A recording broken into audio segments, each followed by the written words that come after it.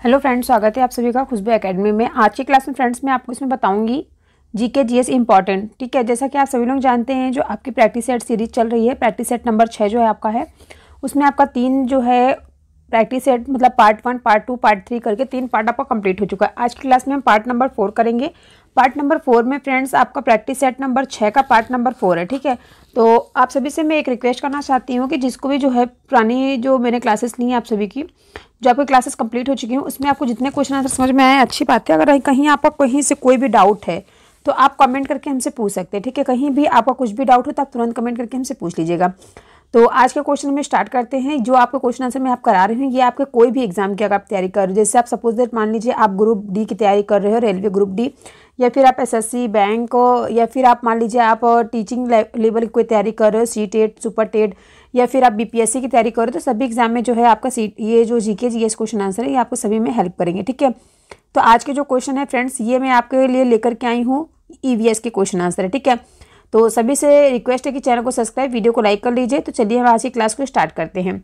तो देखिए question number 71 दिया गया है। ठीक है, 71 क्वेश्चन नंबर में कह रहा है कि निम्नलिखित में से कौन एक द्वितीयक प्रदूषक नहीं है। तो यहाँ पे फ्रेंड्स देखिए बात हो रही द्वितीयक प्रदूषक नहीं है। ठीक है, तो पहला ऑप्शन कह रहा है PNAN, दूसरा ऑप्शन कह रहा है स्मॉग, तीसरा ऑप्शन कह रहा है सल्फर डाइऑक्साइड, डी ऑप्शन कह रहा है उपयुक्त में से एक से अधिक, ई ऑप्शन कह रहा है उपयुक्त में से कोई नहीं। तो बताइए इसमें आपका कौन सा क्वेश्चन का आंसर जो है वो आपका करेक्ट रहेगा।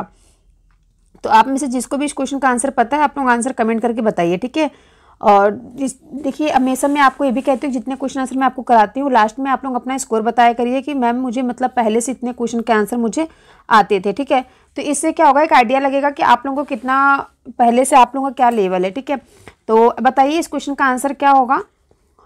ऐसा कौन सा एक द्वितीयक प्रदूषक नहीं है। तो यहाँ पे देखिए फ्रेंड्स सबसे पहले क्वेश्चन में दिया गया नहीं है। ठीक है, इसको आप लोग पकड़ा करिए, नहीं की पहले पकड़ा करिए। ठीक है, कहा गया है कि नहीं है।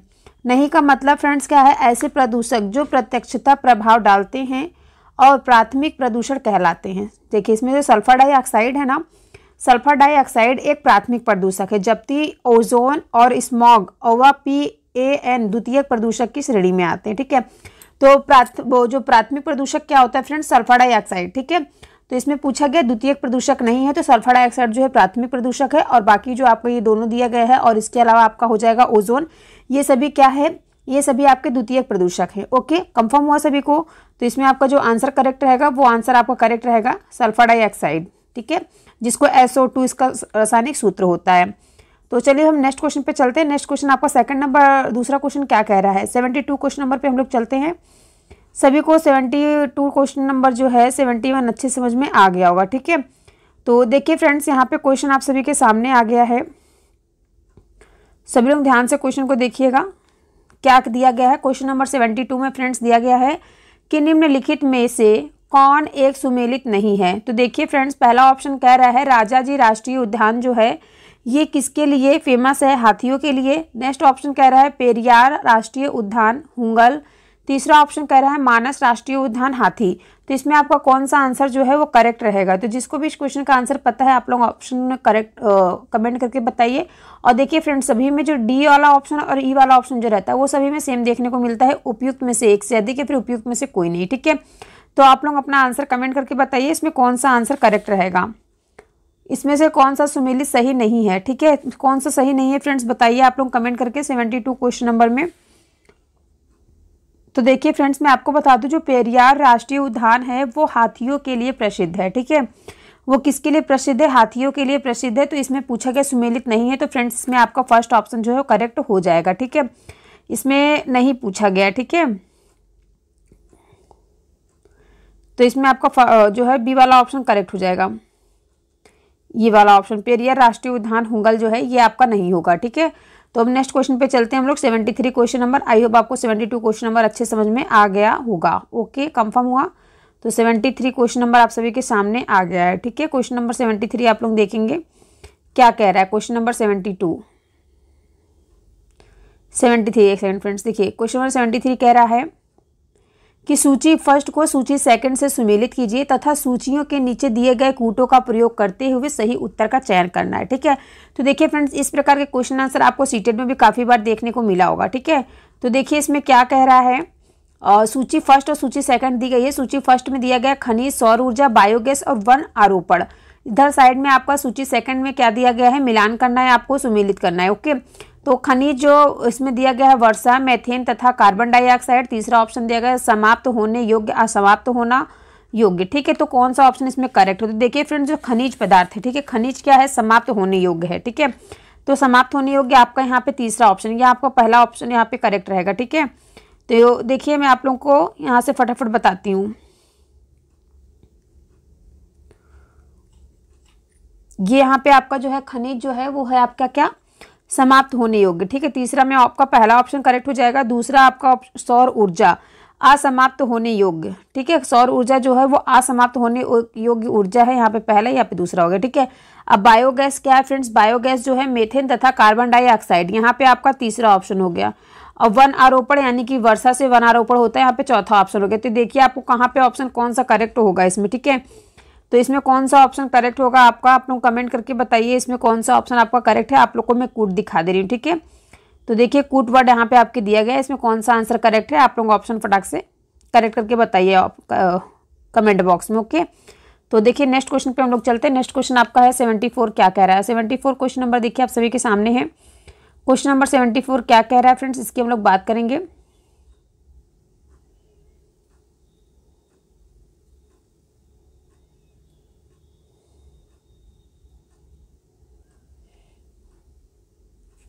क्वेश्चन नंबर 74 में कह रहा है कि पर्यावरण में ग्रीन हाउस प्रभाव में वृद्धि होती है। तो बताइए पर्यावरण में ग्रीन हाउस प्रभाव में वृद्धि होती है, कैसे होती है? पहला ऑप्शन कह रहा है कार्बन मोनोऑक्साइड के कारण, सेकंड ऑप्शन कह रहा है कार्बन डाइऑक्साइड के कारण, तीसरा ऑप्शन कह रहा है ऑक्सीजन के कारण, चौथा ऑप्शन कह रहा है उपयुक्त में से एक से अधिक, ये ऑप्शन कह रहा है उपयुक्त में से कोई नहीं। तो इसमें फ्रेंड्स कौन सा क्वेश्चन का आंसर जो है आपका करेक्ट रहेगा, आप लोग फटाक से कमेंट करके बताइए जिसको भी इस क्वेश्चन का आंसर पहले से पता है। ठीक है, तो पर्यावरण में ग्रीन हाउस प्रभाव में वृद्धि होती है, किस प्रकार वृद्धि होती है पर्यावरण में? जो ग्रीन हाउस इफेक्ट आपको मैंने पढ़ाया है, काफी अच्छे से पूरा डिस्क्रिप्शन में बताया है, आप लोग देखिएगा, चैनल पर मैंने डाल रखा है ग्रीन हाउस इफेक्ट, काफी अच्छे से मैंने आपको समझाया। अगर आप लोग एक बार वो वीडियो देख लेंगे तो कभी भी आप भूल नहीं पाएंगे। ठीक है, ग्रीन हाउस इफेक्ट से रिलेटेड जितने भी क्वेश्चन आंसर है मैं उसमें आपको कराई हूँ। ठीक है, तो देखिए फ्रेंड्स, अगर हम बात करेंगे 74 क्वेश्चन नंबर में, तो विश्वव्यापी ताप वृद्धि। ठीक है, विश्वव्यापी ताप वृद्धि के पीछे मुख्य कारण होता है कार्बन डाइऑक्साइड गैस। ठीक है, जिस ग्रीन हाउस गैस कहा जाता है, ठीक है, जिसे क्या कहा जाता है, ग्रीन हाउस गैस कहा जाता है। मेथेन और नाइट्रस ऑक्साइड भी इस प्रकार की गैसें हैं, और ये सभी गैसें जो हैं वो वातावरण की उष्मा को सोख लेती हैं। ठीक है, किस उष्मा को सोख लेती हैं? वातावरण की उष्मा को क्या करती हैं, सोख लेती हैं। ओके, समझ में आया सभी को? नेक्स्ट क्वेश्चन पे चलें। तो इसमें फ्रेंड्स जो आपका 74 क्वेश्चन आंसर में आपका कौन सा आंसर करेक्ट हो जाएगा? तो कार्बन डाइऑक्साइड के कारण। कार्बन डाइऑक्साइड के कारण क्या होता है? ग्रीन हाउस इफेक्ट में वृद्धि होती है, ग्रोथ होता है। कंफर्म हुआ सभी को? तो इसमें ऑप्शन में आपको बता देती हूँ। ऑप्शन देखिए आपका यहाँ पे बी वाला ऑप्शन जो है करेक्ट हो जाएगा। ओके, तो चलिए नेक्स्ट क्वेश्चन पे चलते हैं। तो चलिए फ्रेंड्स 75 क्वेश्चन नंबर क्या कह रहा है, 75 क्वेश्चन नंबर को पढ़ते हैं। कह रहा है कि निम्नलिखित में से कौन प्रदूषक संकेतक पौधा है? तो देखिए फ्रेंड्स, यहाँ पे बात हो रही है कि कौन सा ऐसा पौधा है जो प्रदूषक संकेतक पौधा कहलाता है। ठीक है, फर्स्ट ऑप्शन आपका कह रहा है शैवाल, सेकंड ऑप्शन कह रहा है कवक, तीसरा ऑप्शन कह रहा है लाइकेन, एंड डी ऑप्शन कह रहा है उपयुक्त में से एक से अधिक, ई ऑप्शन कह रहा है उपयुक्त में से कोई नहीं। तो इसमें आपका कौन सा क्वेश्चन का आंसर जो है वो आपका करेक्ट रहेगा? कौन सा ऐसा पौधा है जो प्रदूषक संकेतक पौधा कहलाता है? पहला ऑप्शन, दूसरा ऑप्शन, तीसरा ऑप्शन, चौथा और पांचवा, इसमें आपका कौन सा ऑप्शन जो है आपका करेक्ट रहेगा? ठीक है, 75 क्वेश्चन का आप लोग आंसर कीजिए। किसको इस क्वेश्चन का आंसर पहले से पता है? फटाफट से आप लोग आंसर कीजिए जिसको भी इस क्वेश्चन का आंसर पता हो। ठीक है, तो देखिए मैं अगर बात करूं कि लाइकेन जो है वो थैलोफाइट एक प्रकार की वनस्पति है जो कि कवक यानी कि फंगई तथा शैवाल एल्गी दोनों से मिलकर के बनती है। ठीक है, अब देखिए फ्रेंड्स, अगर आपके मन में आ रहा है लाइकेन जो है फ्रेंड्स वो वायु प्रदूषक के संकेतक होते हैं। ठीक है, लाइकेन किसके संकेतक होते हैं? याद रखिएगा कि वायु प्रदूषक के संकेतक कौन सा पौधा होता है? तो वो होता है फ्रेंड्स का लाइकेन। ठीक है, लाइकेन याद रखिएगा। तो कौन सा प्रदूषक संकेतक पौधा होता है? तो इसमें आपका ऑप्शन जो है सी ऑप्शन आपका करेक्ट हो जाएगा, लाइकेन। ठीक है, लाइकेन मैंने क्या बताया कि ये क्या होता है फ्रेंड्स? लाइकेन जो है वायु प्रदूषक के संकेतक होते हैं। जहां पर वायु प्रदूषण अधिक होता है वहां पर ये नहीं उगते हैं। ठीक है, जहां पर वायु प्रदूषण अधिक होता है वो यहाँ पर क्या करते हैं? नहीं उग पाते हैं लाइकेन। तो लाइकेन आपका कहाँ गया? ऑप्शन नंबर सी आपका जो है करेक्ट हो जाएगा। ठीक है, आपको क्लास कैसी लग रही है कमेंट करके बताइएगा। देखिए फ्रेंड्स, क्या है कि आप लोग जो है वीडियो को देखते हैं बट वीडियो को लाइक नहीं करते, ठीक है। तो सभी से रिक्वेस्ट है कि प्लीज़ वीडियो को लाइक भी किया करिए, अपने दोस्तों में शेयर भी किया करिए, ठीक है। और जिसने भी तक चैनल को सब्सक्राइब ना किया हो तो प्लीज़ चैनल को सब्सक्राइब कर लेना, ठीक है। तो चलिए हम 76 क्वेश्चन नंबर पे चलते हैं। 76 क्वेश्चन नंबर क्या कह रहा है उसकी हम लोग बात करते हैं। तो 76 क्वेश्चन देखिए आप सभी के सामने आ गया। 76 क्वेश्चन नंबर क्या कह रहा है। 76 क्वेश्चन में देखिए फ्रेंड्स, कह रहा है कि निम्नलिखित ऊर्जा स्रोत में से कौन सा पर्यावरण को स्वच्छ रखने के लिए सर्वोत्तम है। तो बताइए इसमें से कौन सा जो है पर्यावरण को स्वच्छ रखने के लिए सर्वोत्तम है। पहला ऑप्शन कह रहा है पेट्रोलियम उत्पाद, दूसरा ऑप्शन कह रहा है वन उत्पाद, तीसरा ऑप्शन कह रहा है नाभिकीय विखंडन, डी ऑप्शन कह रहा है उपयुक्त में से एक से अधिक, ई ऑप्शन कह रहा है उपयुक्त में से कोई नहीं। तो बताइए इसमें आपका कौन सा क्वेश्चन का आंसर जो है वो करेक्ट रहेगा। तो आप लोग भी फ्रेंड्स जो है कमेंट करके बताया करिए, ठीक है। तो इसमें देखिए आपका जो बात हो रहा है option number first, second, third, fourth और फिफ्थ, तो इसमें आपका कौन सा आंसर करेक्ट रहेगा, ठीक है। इसकी अगर हम बात करेंगे तो 76 क्वेश्चन में आपका ऑप्शन जो होगा ई वाला ऑप्शन करेक्ट होगा, उपयुक्त में से कोई नहीं, ठीक है। अब देखिए इसको मैं आपको अच्छे से समझा के बताती हूँ, ठीक है। यहाँ पे आपका ऑप्शन नंबर ई वाला जो है वो करेक्ट हो जाएगा। देखिए मैं आपको बता दूं, जो नाभिकीय ऊर्जा में विकिरण आदि के खतरे हैं, ठीक है। किसके खतरे हैं फ्रेंड्स, विकिरण आदि के खतरे होते हैं, किंतु जो सौर ऊर्जा होती है, सौर ऊर्जा का प्रयोग हम पूर्णतः स्वच्छ एवं पर्यावरण को सुरक्षित रखने के लिए करते हैं, ठीक है। पर्यावरण को क्या करने के लिए करते हैं, सुरक्षित रखने के लिए करते हैं। तो इसमें आपका जो ऑप्शन करेक्ट हो जाएगा वो हो जाएगा उपयुक्त में से कोई नहीं। ओके, कंफर्म हुआ। नेक्स्ट क्वेश्चन पे चले। नेक्स्ट क्वेश्चन देखिए फ्रेंड्स, 77 आप सभी के सामने आ गया है। काफ़ी इंपॉर्टेंट रहेगा आपके एग्जाम के लिए। इस प्रकार क्वेश्चन आपको ज़्यादा करके एग्जाम में देखने को मिलते हैं, ठीक है। तो देखिए यहाँ पे जो है क्वेश्चन नंबर आपका 77 क्या कह रहा है। क्वेश्चन नंबर 77 की हम बात करेंगे। कह रहा है कि सूची फर्स्ट को सूची सेकंड के साथ सुमेलित कीजिए तथा सूचियों के नीचे दिए गए कूट का प्रयोग करते हुए सही उत्तर का चयन कीजिए, ठीक है। तो देखिए कह रहा है सूची फर्स्ट और सूची सेकंड, ध्यान से सभी लोग देखिएगा सूची फर्स्ट और सूची सेकंड क्या क्या कह रहा है। तो देखिए यहाँ पे सूची फर्स्ट और सूची सेकंड दिया गया है, ठीक है। तो नीचे आपका कुछ कूट वर्ड दिए गए हैं जिसमें आपको मिलाना होगा। ओके, तो देखिए यहाँ पे राष्ट्रीय पार्क दिए गए हैं, राज्य दिए गए, कौन सा राष्ट्रीय पार्क किस राज्य में है, ठीक है। तो देखिए एक मैं छोटा सा वीडियो बना दूंगी, उसमें आप लोगों के सभी राष्ट्रीय पार्क और राज्य आपको बता दूंगी, समझा दूंगी कौन कौन सा राष्ट्रीय पार्क किस राज्य में स्थित है। ओके, कंफर्म है सभी को। तो देखिए यहाँ पे दिया गया है दाचीगम जो राष्ट्रीय पार्क है, ये कहाँ पर है। सेकंड दिया गया है पापीकोंडा, तीसरा ऑप्शन कह रहा है सरिस्का, चौथा डी ऑप्शन कह रहा है आपका बांदीपुर। तो कौन सा है आपका राष्ट्रीय पार्क किस राज्य में स्थित है। क्या आप में से किसी को इस क्वेश्चन का आंसर पहले से पता है? जिसको पता है आप लोग आंसर कीजिए, ठीक है। 77 क्वेश्चन नंबर का कौन सा आंसर आपका करेक्ट रहेगा, ठीक है। तो देखिए फ्रेंड्स मैं आपको बता दूं, दाचीगामा जो है ये है दाचीगामा जो है, दाचीगम ये जम्मू कश्मीर में, ठीक है। दूसरा ऑप्शन जो आपका है, दूसरा ऑप्शन आपका पहला हो जाएगा, ठीक है। अब हम नेक्स्ट बात करेंगे पापीकोंडा जो है फ्रेंड्स ये आपका आंध्र प्रदेश में, ठीक है। यहाँ पे आपका दूसरा हो जाएगा, कंफर्म हुआ। इसके बाद है सरिस्का जो है फ्रेंड्स ये आपका है राजस्थान में, ठीक है। सरिस्का इनकी सामने सामने हो गया। डी वाला का क्या हो जाएगा, कर्नाटक हो जाएगा। ओके, तो यहाँ पे आपका जो ऑप्शन करेक्ट हो रहा है 2, 1, 3, 4, तो ये आपका ऑप्शन नंबर जो है फ्रेंड्स देखिए मैं आपको दिखा देती हूँ ऑप्शन भी, कौन सा ऑप्शन आपका करेक्ट है। 2, 1, 3, 4, तो देखिए कौन सा ऑप्शन में आपको दिख रहा है, ऑप्शन नंबर आपका यहाँ पे जो है बी आपका ये करेक्ट हो जाएगा, ठीक है। 2, 1, 3, 4 कंफर्म हुआ सभी को। तो एक बार देखिए सब लोग ध्यान से सुन लीजिए, यहाँ पे ऑप्शन नंबर जो आपका ये बी तो करेक्ट हो गया, बट जो आपका देखिए जो दाचीगाम राष्ट्रीय पार्क है ये कहाँ पे है, ये आपका जम्मू कश्मीर में है। पापीकोंडा जो राष्ट्रीय पार्क है ये आपका आंध्र प्रदेश में है। इसके बाद आपका तीसरा आता है यानी कि सरिस्का जो कि राजस्थान में है, और डी वाला यानी कि बांदीपुर जो है ये आपका कहाँ पे है, कर्नाटक में है। कंफर्म हुआ सभी को, याद रखिएगा आप लोग। नेक्स्ट क्वेश्चन पे चलते हैं हम लोग। तो चलिए फ्रेंड्स नेक्स्ट क्वेश्चन क्या कह रहा है इस पर हम लोग बात करते हैं, ठीक है। नेक्स्ट क्वेश्चन देखिए आप सभी के सामने आ गया। क्वेश्चन नंबर 78 क्या कह रहा है। क्वेश्चन नंबर 78 की देखिए फ्रेंड्स हम लोग बात करेंगे। क्वेश्चन नंबर 78 कह रहा है जैव विविधता का सबसे महत्वपूर्ण पहलू है। तो देखिए सबसे पहले मैं आपको बता दूं, मैंने इसके पहले आपको जैव विविधता अच्छे से समझाया था। जैव विविधता क्या होता है, जैव विविधता किसे कहते हैं, तो जिसको याद है एक बार कमेंट करके बताइए जैव विविधता किसको कहते हैं, ठीक है। तो यहाँ पे देखिए क्वेश्चन किया गया है जैव विविधता का सबसे महत्वपूर्ण पहलू क्या है। पहलू पूछा गया, पहला ऑप्शन कह रहा है भोजन है, दूसरा ऑप्शन कह रहा है औषधि है, तीसरा ऑप्शन कह रहा है औद्योगिक उपयोग है, डी ऑप्शन कह रहा है उपयुक्त में से एक से अधिक, ये ऑप्शन कह रहा है उपयुक्त में से कोई नहीं। तो इसमें आपका कौन सा क्वेश्चन का आंसर जो है आपका करेक्ट रहेगा, ठीक है। जिसको भी इस क्वेश्चन का आंसर पता है आप लोग कमेंट करके बताइए, किसको किसको पता है इस क्वेश्चन का आंसर आप लोग बताइए कमेंट करके। तो कौन सा आंसर इसका जो है आंसर जो है करेक्ट रहेगा। ठीक है, तो देखिए फ्रेंड्स मैं आपको बता दूं, इसमें जो है जैव विविधता की यहाँ बात हो रही है, तो इसमें आपका जो ऑप्शन करेक्ट हो जाएगा वो हो जाएगा ऑप्शन नंबर ई, उपयुक्त में से कोई नहीं। ठीक है, ऐसा क्यों फ्रेंड्स, देखिए मैं आपको समझा दूं थोड़ा सा कि जैव विविधता किसे कहते हैं। जैव विविधता देखिए फ्रेंड्स, किसी प्राकृतिक प्रदेश में जो पाई जाने वाली, ठीक है, किसी प्राकृतिक प्रदेश में पाई जाने वाली जंगली तथा पालतू जीव जंतुओं एवं पादपों की बहुलता को ही जैव विविधता कहते हैं। ठीक है, जहां पर एक ही जगह पर एक ही स्थान में अलग प्रकार की जो है पशु पक्षी और पेड़ पौधे पाए जाते हैं उसे ही जैव विविधता कहते हैं। ठीक है, जैव विविधता शब्द का जो प्रयोग है सर्वप्रथम 1986 में E.O. विलियम्स ने किया था और परिस्थिति तंत्र के निर्वहन का आधारभूत कारण जैव विविधता ही है। ठीक है, तो फ्रेंड्स इसमें जो आपका आंसर मैंने आपको बता दिया ना, जो जैव विविधता किसे कहते हैं और इसका जो सर्वप्रथम प्रयोग किसने किया था और कब किया था, तो 1986 ईस्वी में, याद रखिएगा। ठीक है, तो चलिए हम नेक्स्ट क्वेश्चन पे चलते हैं। आपको 78 आई होप अच्छे से समझ में आ गया होगा। ठीक है, तो नेक्स्ट क्वेश्चन देखिए फ्रेंड्स क्या कह रहा है। 79 क्वेश्चन नंबर पे हम लोग आ गए हैं। 79 क्वेश्चन नंबर क्या कह रहा है,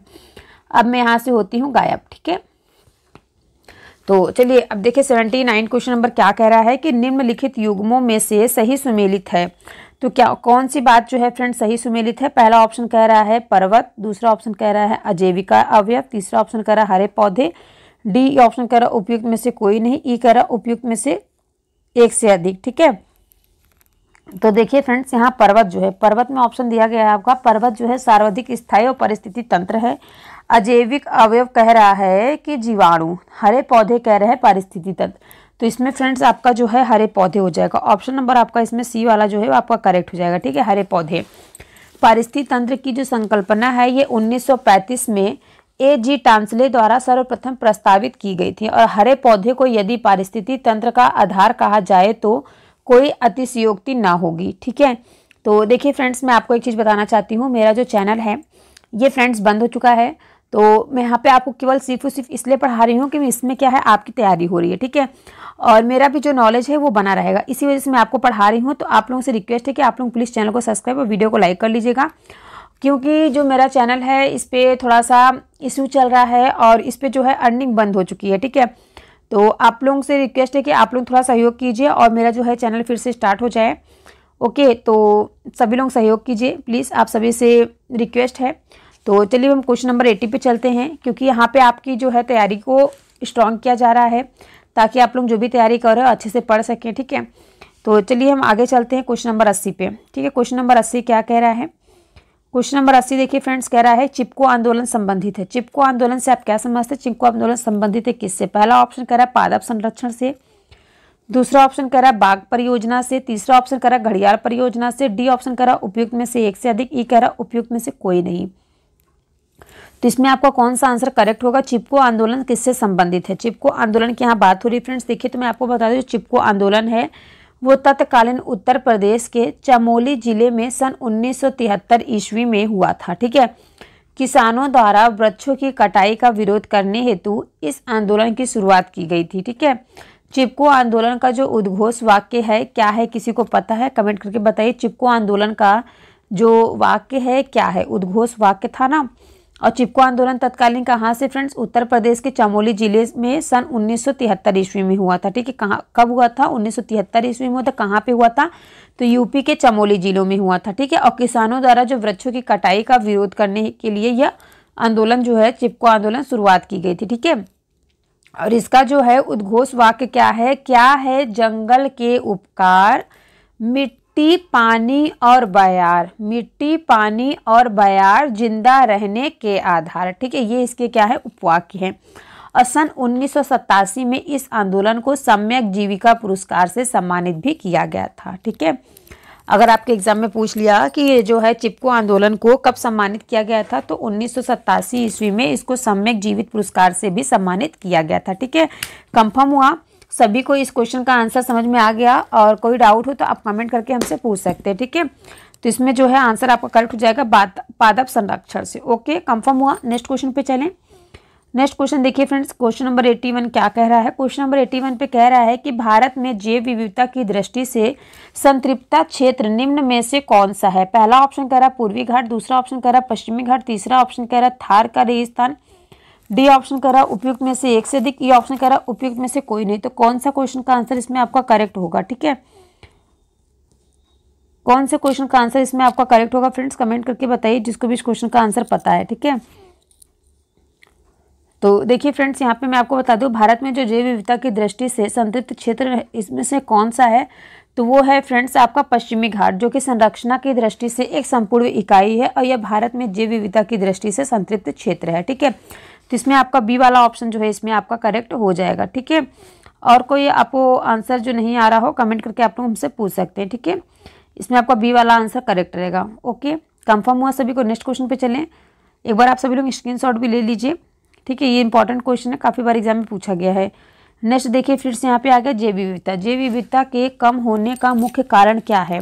पहला ऑप्शन कह रहा आवासीय प्रदूषण, दूसरा ऑप्शन कह रहा विदेशी प्रजाति का प्रवेश, तीसरा ऑप्शन कह रहा अत्यधिक दोहन, डी ऑप्शन कह रहा उपयुक्त में से एक से अधिक, ई ऑप्शन कह रहा उपयुक्त में से कोई नहीं। तो कौन सा आंसर इसमें करेक्ट रहेगा? जैव विविधता के कम होने का मुख्य कारण क्या है? किसको पता है इस क्वेश्चन का आंसर? जैव विविधता के कम होने का मुख्य कारण क्या है?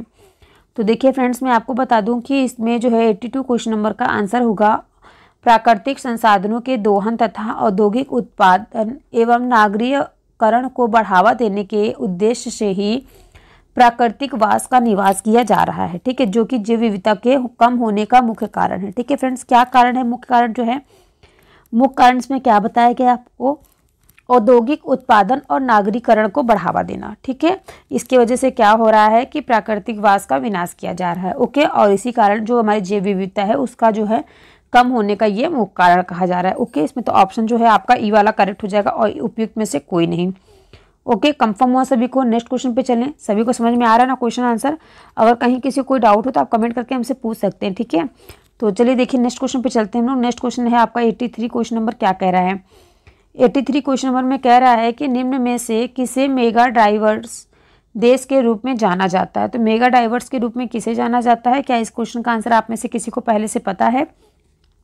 मेगा डाइवर्ट के नाम से किसे जाना जाता है? पहला ऑप्शन कह रहा है किस देश को जाना जाता है? न्यूजीलैंड को, दूसरा कह रहा है ऑस्ट्रेलिया को, तीसरा कह रहा है नेपाल को, डी ऑप्शन कह रहा है उपयुक्त में से एक से अधिक, ई कह रहा है उपयुक्त में से कोई नहीं। तो ऐसा कौन सा देश है जिसे मेगा डाइवर्ट के नाम से जाना जाता है?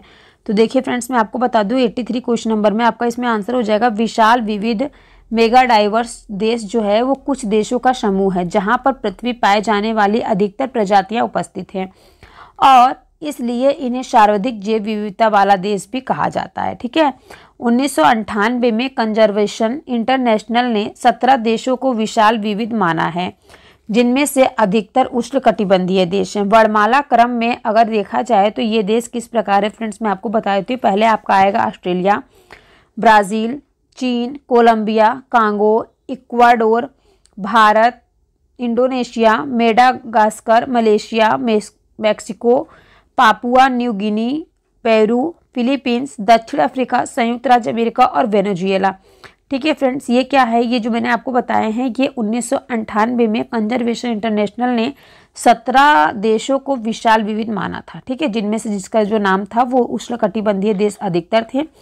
तो मैंने इनका जो है वर्णमाला के क्रम में आपको नाम बता दिया। ठीक है, सबसे पहले नंबर पे मैंने बताया ऑस्ट्रेलिया, ब्राज़ील, चीन, कोलंबिया, कांगो, इक्वाडोर, फिर भारत का नाम। ठीक है, 7वें नंबर पे आपका जो है भारत का नाम आता है। कंफर्म हुआ सभी को? तो इसमें आपका जो ऑप्शन हो जाएगा वो बी वाला ऑप्शन करेक्ट होगा, ऑस्ट्रेलिया।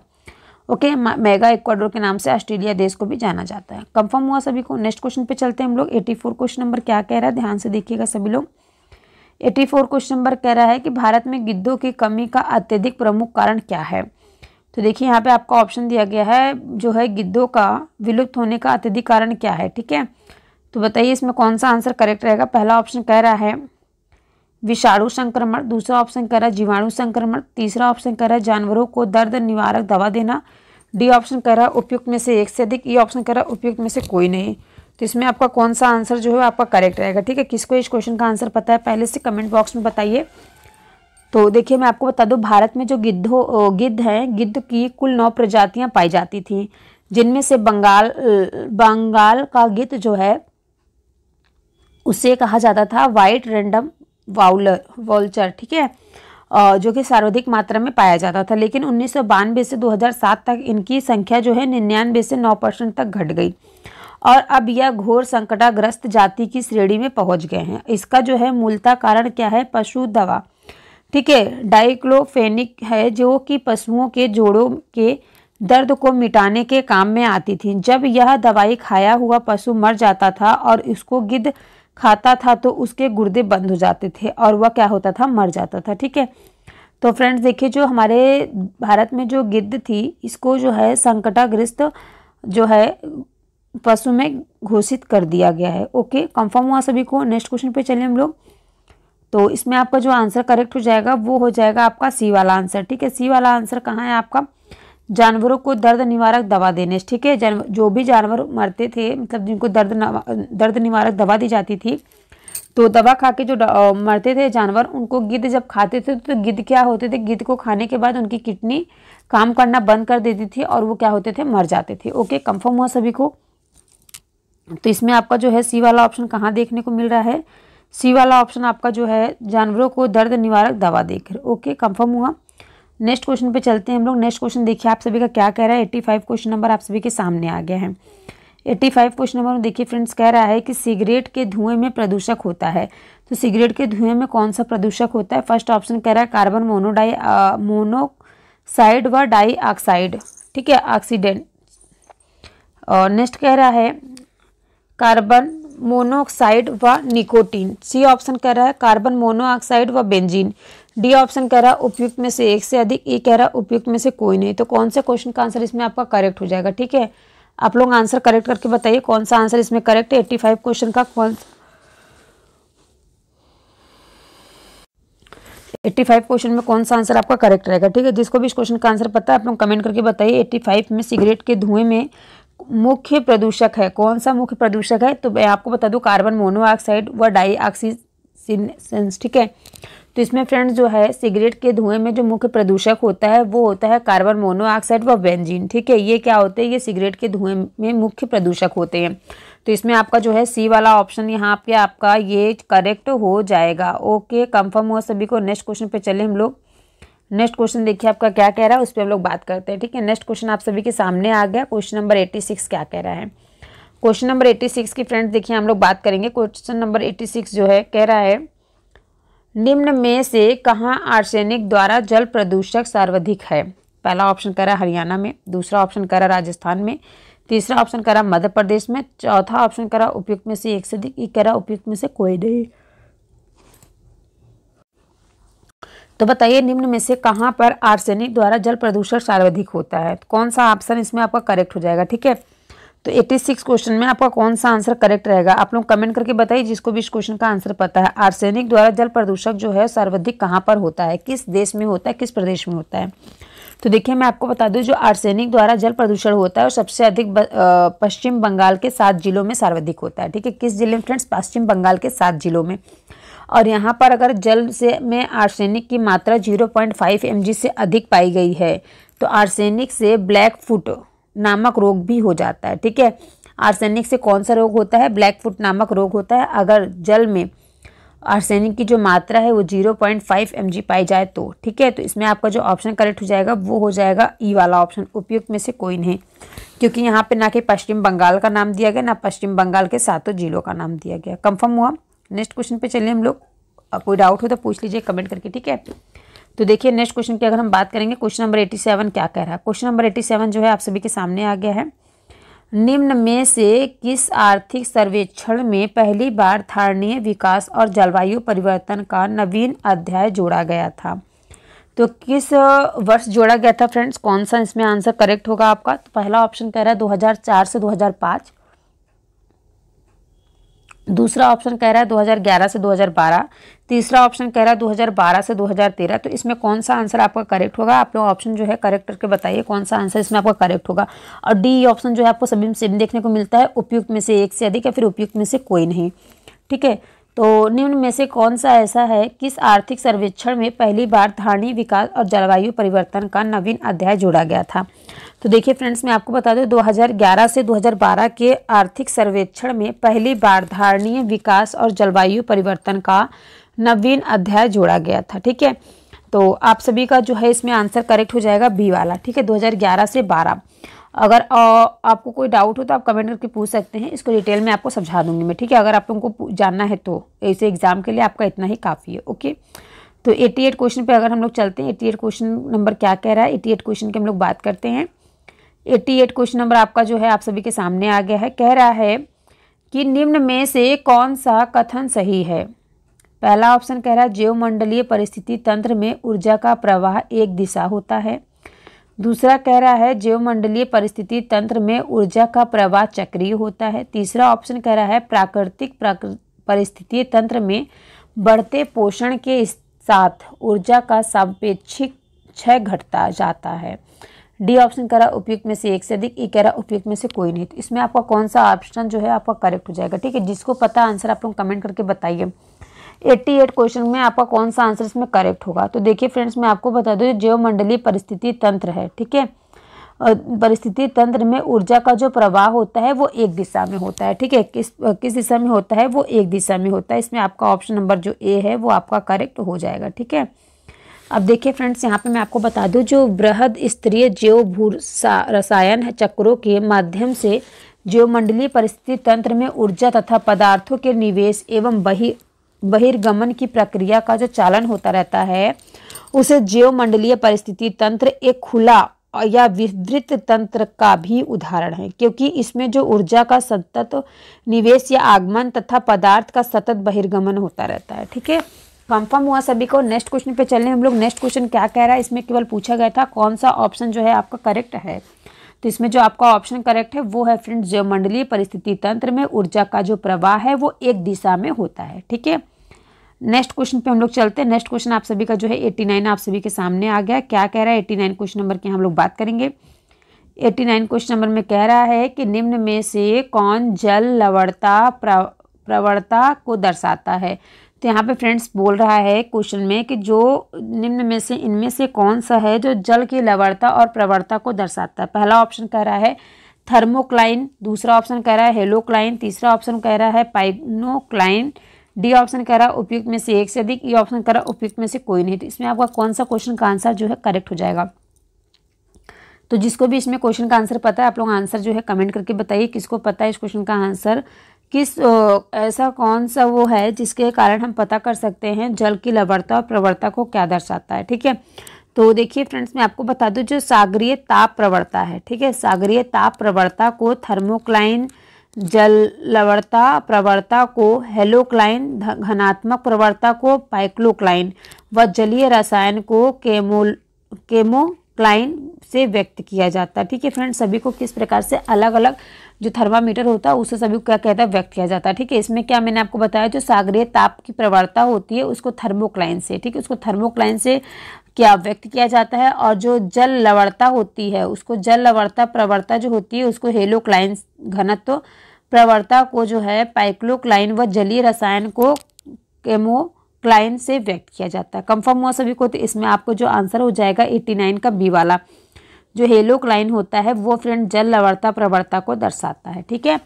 तो इसमें आपका हेलोक्लाइन कहाँ है, ऑप्शन नंबर बी में आपका, ये आपका जो है करेक्ट हो जाएगा। कंफर्म हुआ सभी को। कोई डाउट हो तो आप कमेंट करके पूछ सकते हैं। नेक्स्ट क्वेश्चन फ्रेंड्स आप सभी के सामने आ गया। क्वेश्चन नंबर 90 क्या कह रहा है, सभी लोग ध्यान से देखिएगा, काफ़ी इंपॉर्टेंट है आपके एग्जाम के लिए। तो यहाँ पे देखिए फ्रेंड्स बात हो रही है 90 क्वेश्चन नंबर में निम्न में से किससे जलवायु परिवर्तन का क्रायोजेनिक संकेतक प्राप्त किया जाता है। पहला ऑप्शन कह रहा है आइस कोर, दूसरा ऑप्शन कह रहा है जीव सीमित पराग, तीसरा ऑप्शन कह रहा है वृक्ष वलय वृद्धि, तीसरा ऑप्शन डी ऑप्शन कह रहा है उपयुक्त में से एक से अधिक, ई कह रहा है उपयुक्त में से कोई नहीं। तो इसमें आपका कौन सा आंसर जो है आपका करेक्ट हो जाएगा, ठीक है। आंसर आप लोग कमेंट करके बताइए जिसको भी इस क्वेश्चन का आंसर पहले से पता है। तो किससे जलवायु परिवर्तन का क्रायोजेनिक संकेतक प्राप्त किया जाता है, किससे किया जाता है, किसको इसका आंसर पता है कमेंट में बॉक्स में बताइए फटाक से। तो देखिए फ्रेंड्स, जो जलवायु परिवर्तन का जो क्रायोजेनिक संकेतक प्राप्त किया जाता है वो किया जाता है फ्रेंड्स आइस कोर से, ठीक है। आइस कोर के पिघलने से जलवायु परिवर्तन का क्रायोजेनिक संकेतक प्राप्त किया जाता है, ओके। तो आइस कोर जो है आपका कहाँ पे देखने को मिल रहा है, ये आपको देखने को मिल रहा है ऑप्शन नंबर फर्स्ट में। आपका ऑप्शन नंबर फर्स्ट जो है वो आपका करेक्ट हो जाएगा, ओके। कंफर्म हुआ। किसी को कोई डाउट हो तो आप कमेंट करके पूछ सकते हैं। जितने क्वेश्चन आंसर मैंने आज की क्लास में कराए हैं आप लोग कमेंट करके जरूर बताइएगा कि आपको जो है कितने क्वेश्चन आंसर आपको पहले से आते थे और कितने क्वेश्चन आंसर आपको यहाँ पे सीखने को मिला इस प्लेटफॉर्म से, खुशबू एकेडमी प्लेटफॉर्म से। ओके, तो देखिए फ्रेंड्स, नेक्स्ट क्वेश्चन यहाँ पे आप सभी के सामने आ गया 91 क्वेश्चन नंबर। देखिए क्या कह रहा है 91 क्वेश्चन नंबर यहाँ पे फ्रेंड्स आपका जो है मैथ का क्वेश्चन आ गया है। एक कक्षा में 9 लड़के और कुछ लड़कियाँ थी, ठीक है। एक कक्षा में कितने लड़के थे?